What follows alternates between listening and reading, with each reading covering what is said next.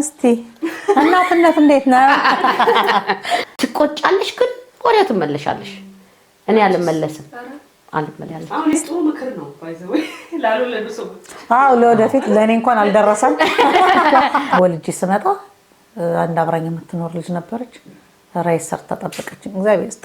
እሱም ማናየበት በዛን ሰዓት ስፒከር አንስቶ የዘመኑን ዘፈን ይዘፍናል።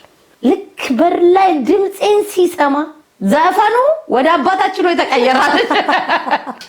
አንድ እናት ለልጆቿ ማድረግ ያለባት መክፈል ያለባትን ነገር ከሞላ ጎደል ከፍያለሁ አድርጌያለሁ። በቃ በማይቆጨኝ ኤልሳቤጥ ለምንድን ነው ልጅሽን የማትሰሚው? ለምንድን ነው የማታከሚው?